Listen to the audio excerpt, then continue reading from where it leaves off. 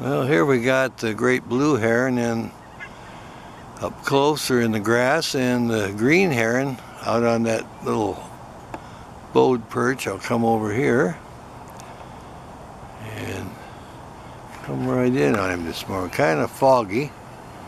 Boeing Aerospace pond, and we come down to see what's going on.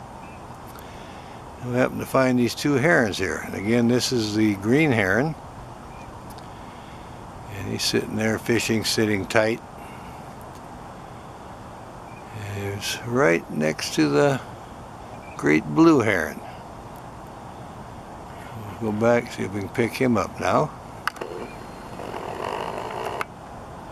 He's right over here. I'll zoom in on him now. And there he is. We got the great blue heron and the green heron fishing. And in the tree is our kingfisher. Now let's pan over to him a little bit.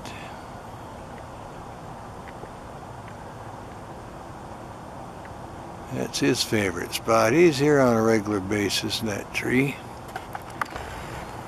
So these are the three fishermen there at the Boeing Aerospace pond we're at Kent, Washington.